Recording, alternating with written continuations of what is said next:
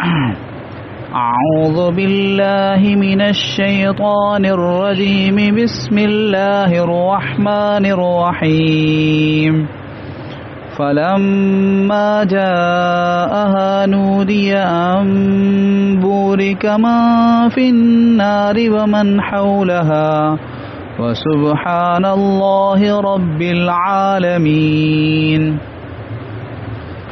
पोइ जॾहिं हू उन बाहि वटि पहुता त उन्हनि खे पुकारियो वियो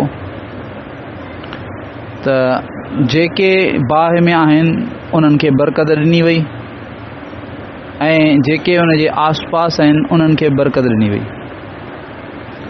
वसुब्हानल्लाह, ऐं अल्लाह पाक आहे जेको जहाननि जो परवरदिगार आहे। या मूसा इन्नहु अनल्लाहुल अज़ीज़ुल हकीम।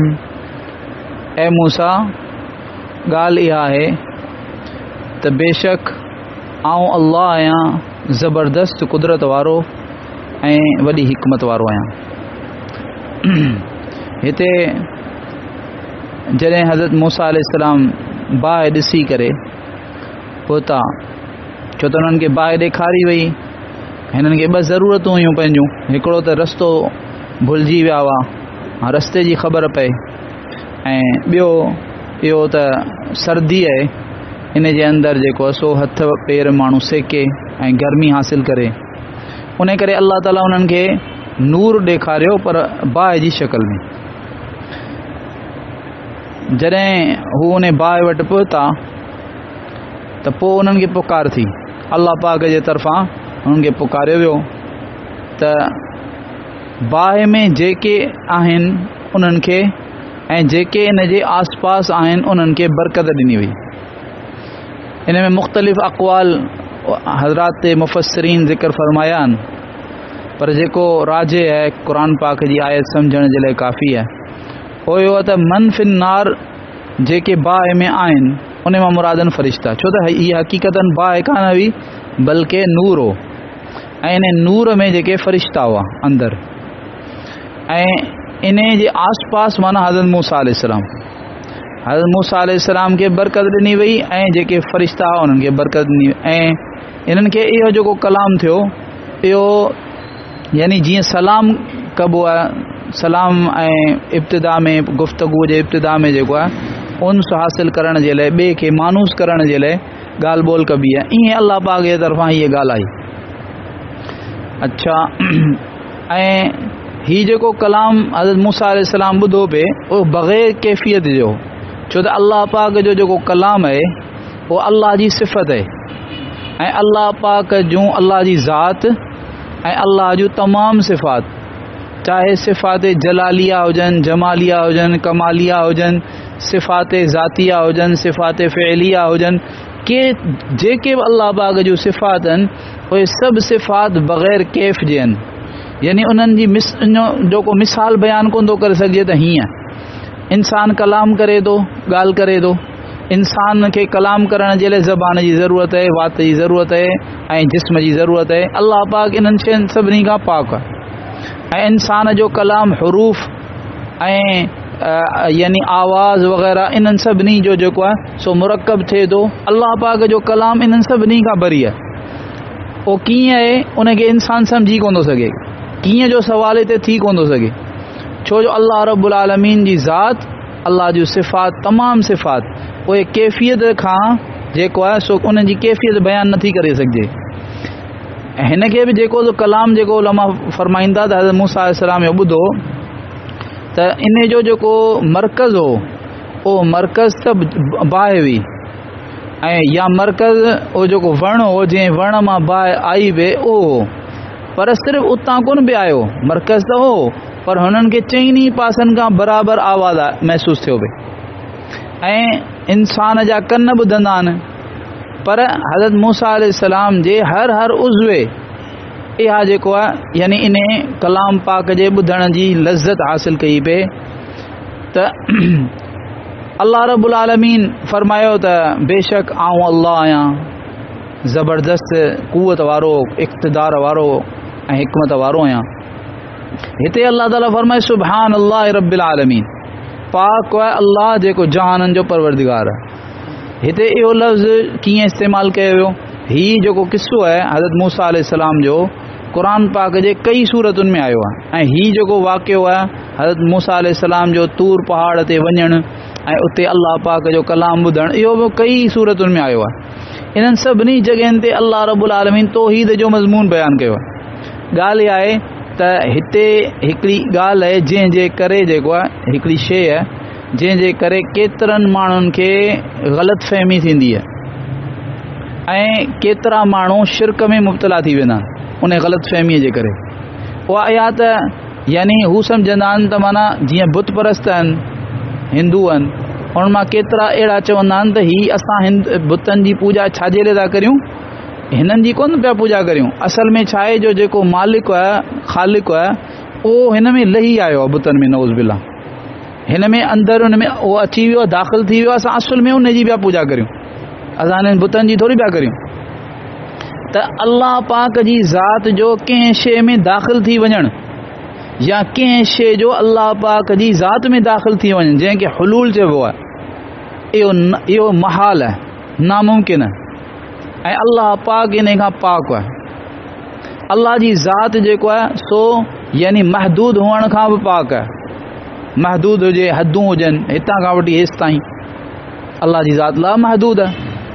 अहिड़े तरीक़े सां जेको आहे सो अल्लाह पाक जी ज़ात जिहत खां पाक आहे। जिहत चइबो तरफ़ खां, अल्लाह पाक जे यानी इशारो कोन थो करे सघिजे त फलाणे तरफ़ अल्लाह पाक आहे, न अल्लाह पाक, छो त हे तरफ़ सभु अल्लाह जा पैदा कयल आहिनि। जॾहिं तरफ़ कोन हुआ तॾहिं बि अल्लाह हो। अर्श जेको आहे उहो बि अल्लाह रब्बुल आलमीन जो पैदा कयल आहे। भई अर्श खां पहिरीं अल्लाह पाक किथे हो? अल आन कमा कान, अल्लाह जो शान आहे त हींअर जीअं आहे न, पहिरीं जीअं हो हींअर बि ईअं आहे। इहे अक़ाइद जा मसइला आहिनि। इन जे एतबार सां मक़सदु इहो त अल्लाह जी ज़ात मख़लूक वांगुरु उनखे सम्झणु त जीअं मख़लूक जो जिस्म आहे ऐं ईअं जेको जो जिस्म खे जॻहि खपे, उहा जॻहि वालारे, उथणु वेहणु अचणु वञणु, इहे जेके सिफ़ात आहिनि उहे जिस्म जूं आहिनि। ऐं अल्लाह जी ज़ात पाक जेको त जिस्म खां पाक आहे। त हिते बि अल्लाह ताला फरमायो त किथे को माण्हू ईअं न सम्झे त इन बाहि में अल्लाह पाक आहे, नऊज़ बिल्लाह मिन ज़ालिक। सुभान अल्लाह, अल्लाह पाक आहे। अल्लाह जिहद खां पाक आहे। अल्लाह रब्बुल आलमीन जेको आहे महदूद हुअण खां पाक आहे। अल्लाह कैफ़ियत खां पाक आहे। अल्लाह हुलूल खां पाक आहे, माना अल्लाह के मख़लूक जे अंदरि अचे या का मख़लूक अल्लाह जे अंदरि अचे। जीअं सूफ़ियुनि जा कुझु शेर पिया पढ़ंदा आहिनि माण्हू त साईं मुंहुं में आई तूं ऐं वग़ैरह वग़ैरह, अल्लाह पनाह में रखे। इन जो ज़ाहिर मुरादी कोन्हे। जेकरे को माण्हू इन जो ज़ाहिर वठंदो त काफ़िर थी वेंदो, कुफ़र थी वेंदो। एॾियूं गहरियूं मानाऊं आहिनि जो आम माण्हू इन खे पूरो सम्झी कोन थो सघे। इन ई करे बुज़ुर्ग जेके आहिनि अल्लाह वारा, इन्हनि पंहिंजे जीअं शाह अब्दुल लतीफ़ भिटाई रहमहुल्लाह जे बारे में चए थो त पाण हुननि पंहिंजा केतिरा शेर जेके आहिनि उहे ढंढ में विझी छॾिया। छो त हुननि खे ख़बर हुई त आम माण्हू जेॾीमहिल मुंहिंजा ही शेर ॾिसंदा त जेको त हू चवंदा त हिन जो ज़ाहिर मुराद आहे। आम माण्हुनि जो ज़हन, उनजो इल्मु ऐं उन्हनि जी सम्झ उते कान पहुचंदी जिते आउं पियो ॻाल्हायां, उन करे गुमराह थी वेंदा। त अल्लाह पनाह में रखे कई अहिड़ा तव्हां माण्हू ॾिसंदा जेके सूफ़िया इकराम जा अहिड़े क़िस्म जा शेर पढ़ी ऐं पोइ उनजो माना ज़ाहिर वठंदा आहिनि, हालांकि ज़ाहिर माना इन जो मुराद ई कोन्हे। छो त इन जो मतिलबु आहे त नऊज़ बिल्लाह मुंहुं में अल्लाह अची वियो, माना अल्लाह कंहिं मख़लूक जे अंदरि दाख़िल थी वियो, हालांकि इहो महाल आहे, नामुमकिन आहे ऐं इहो जेको कुफ़र आहे। त अल्लाह ताला फरमाए व सुभान अल्लाह रब्बिल आलमीन, अल्लाह पाक आहे। अल्लाह यानी हर उन्हनि ॻाल्हियुनि खां जेके हिते ग़लति फ़हमियूं थी सघनि थियूं, उन्हनि सभिनी ॻाल्हियुनि खां अल्लाह पाक आहे जेको जहाननि जो परवरदिगार आहे। या मूसा इन्नहु अन अल्लाहुल अज़ीज़ुल हकीम, ए मूसा ॻाल्हि आहे त बेशक आऊं अल्लाह आहियां अल अज़ीज़ुल हकीम। व अलक़ि असाक, पंहिंजी लठ जेका आहे उछलाए। फलम्मा रआहा तहतज़्ज़ु कअन्नहा जान्न वल्ला मुदबिरन वलम युअक़्क़िब या मूसा ला तख़फ़ इन्नी ला यख़ाफ़ु लदय्यल मुरसलून इल्ला मन ज़लम सुम्मा बद्दल हुस्नम बअद सूइन फ़इन्नी गफ़ूरुर रहीम। ऐं मूसा पंहिंजी लठ उछल। पोइ जॾहिं हुननि उन लठ खे ईअं हरकत कंदो, अहिड़े तरीक़े सां हरकत कंदो ॾिठो ॼण त उहा लठ जेको आहे सो नांग हुजे, त पोइ पुठ फेरे जेको आहे सो मुड़िया। वलम युअक़िब, ऐं उन्हनि यानी वरी करे ॾिठो बि कोन। या मूसा ला तख़फ़, ऐं मूसा यानी इरशाद थियो अल्लाह पाक जे तरफ़ां, ऐं मूसा डिॼ न, इन्नी ला यख़ाफ़ु लदय्यल मुरसलून, बेशक मूं वटि यानी रसूल डिॼंदा न आहिनि। यानी जिन माण्हुनि खे मुंहिंजे तरफ़ां रिसालत जो मनसब अता थींदो आहे, ख़ासि तौर ते ओॾी महिल जेॾी महिल उन्हनि खे मोजिज़ात वग़ैरह ॾिना वेंदा आहिनि त उहे डिॼंदा कोन्हनि, ख़ासि तौर ते उन ॻाल्हि खां जेको ख़ुदि हिननि जे नबूअत जो दलील हुजे, माना मोजिज़ो ॾियण महिल उहे डिॼंदा कोन्हनि। इल्ला मन ज़लम सुम्म बद्दल हुस्नन, लेकिन जेको डिॼण त उन खे घुरिजे जेको छा करे, ज़ुल्म करे, ऐं पोइ वरी छा, सुम्म बद्दल हुस्नम बाद सूइन, पोइ बुराईअ खां पोइ उन खे बदिलाए नेकी करे छॾे। फ़इन्नी गफ़ूरुर रहीम, इन लाइ त बेशक आउं जेको आहियां वॾो माफ़ करण वारो ऐं वॾो महिरबान आहियां। छा मतिलब इहो त हज़रत मूसा अलैहिस्सलाम खे अल्लाह ताला मोजिज़ो ॾिनो त तव्हां इहा लठ जेका आहे उछलियो, हाणे नांग थी बंदो, पर हज़रत मूसा अलैहिस्सलाम ते ख़ौफ़ तारी थी वियो। ऐं जीअं तबई ख़ौफ़ आहे, इंसान अंबिया बि इंसान हूंदा आहिनि, अंबिया बि बशर हूंदा आहिनि, इंसान हूंदा आहिनि, हुननि ते ख़ौफ़ तारी थी वियो। त अल्लाह रब्बुल आलमीन जे तरफ़ां फरमायो वियो त तव्हां डिॼो न। ऐं छो त जिन खे नबूअत मिलंदी आहे, नबूअत ख़ासि तौर ते ओॾी महिल मिलण महिल, ऐं उन शइ खां जेका हुननि जो मौजिज़ो हुजे उन खां उहे डिॼंदा कोन्हनि। ही इल्ला मन ज़लम जेका इस्तिस्ना आहे, इन जे बारे में उलमा जा ॿ कौल आहिनि। जेकॾहिं इहा इस्तिस्ना मुनक़ते आहे, ॿ कौल आहिनि त इस्तिस्ना मुनक़ते आहे या इस्तिस्ना मुत्तसिल आहे। जेकॾहिं इस्तिस्ना मुनक़ते आहे त मतिलबु इन जो इहो थींदो त डिॼण तव्हां छो था डिॼो, तव्हांखे डिॼण न घुरिजे। हा अलबत्ता उहे माण्हू डिॼनि जेके गुनहगार हुजनि, पर जेॾी महिल गुनहगार त आहिनि, पर उन्हनि छा कयो, तौबा कई, नेकी कई बुराई खां पोइ।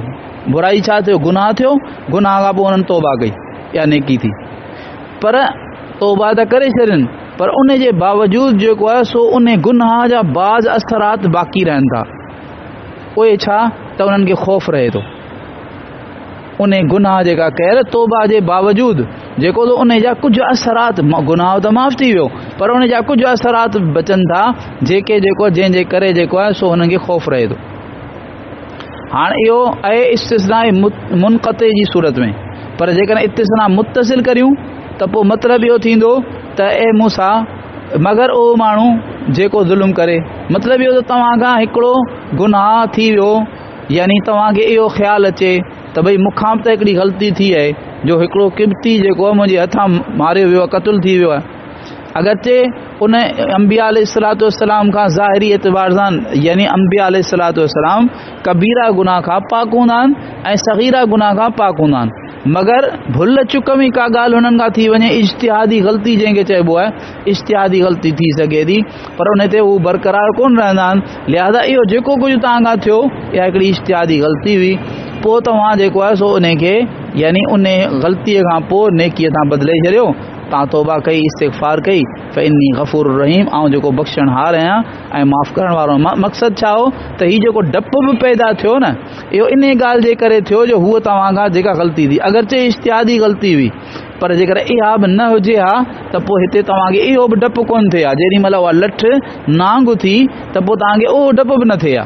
इहो डपु बि छो थियो जो हूअ जेका तव्हां खां चुक थी हुई, उन चुक जो असरु हुयो।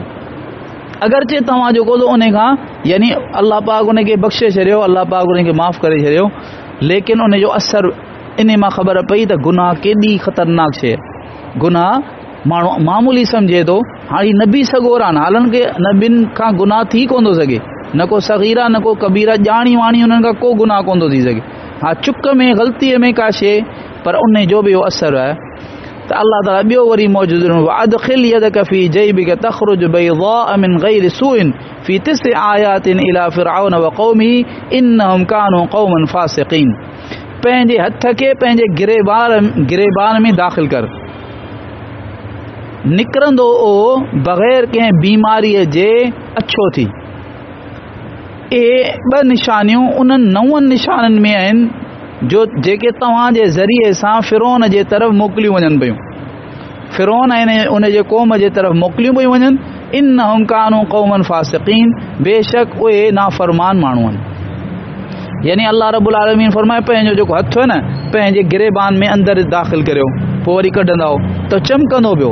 पर इहो चमकण जेको अछो थियणु आहे इहा बीमारी जे करे कोन्हे। केॾी महिल माण्हू जे जिस्म जी खल जेका आहे उहा उन ते चिटी थी पवंदी आहे, चिटीअ जे करे उनजो रंग अछो थी वेंदो आहे। त हीअ को बीमारी जे करे कोन्हे, बल्कि बग़ैर बीमारीअ जे हिकिड़ो मौजिज़े जे तौर ते ईअं सिज वांगुरु पियो चमकंदो हुयो हथु तव्हांजो। लठ वारो मौजिज़ो ऐं हीअ जेको ॿियो मौजिज़ो आहे, ॿई मौजिज़ा उन्हनि 9 मौजिज़नि मां ॿ आहिनि जेके 9 निशानियूं ॾेई करे तव्हांखे मोकिलियूं पिया फ़िरौन वटि ऐं उनजे क़ौम वटि। बेशक उहे नाफ़रमान आहिनि, तव्हां वञी उन्हनि खे दावत ॾियो। फलम्मा जाअतहुम आयातुना मुबसिरतन क़ालू हाज़ा सिहरुम मुबीन वजहदू बिहा वस्तयक़नतहा अनफुसुहुम ज़ुल्मन व उलुव्वा फ़ांज़ुर कैफ़ कान आक़िबतुल मुफ़्सिदीन। पोइ जॾहिं उन्हनि वटि उहे निशानियूं अहिड़े तरीक़े सां पहुतियूं जो उहे अखियूं खोले छॾण वारियूं हुयूं। मुबसिरतन अखियूं खोले छॾण वारियूं हुयूं त हुननि चयो त हीअ त पधरो जादू आहे। माना हीअ सभु निशानियूं आहिस्ते आहिस्ते 2 निशानियूं वरी कुल 9 निशानियूं हुयूं। उहे जॾहिं हिननि वटि पहुतियूं त हुननि हालांकि अखियूं खोले छॾण वारियूं हुयूं, इन खां पोइ हिननि खे को शक शुबो बाक़ी कोन रहियो त हक़ छा आहे बातिल छा आहे। पर तॾहिं बि जेको आहे ज़िद जे करे ज़ुल्म जे करे उन्हनि वजहदू बिहा ऐं उन्हनि इन्हनि निशाननि जो इनकार कयो।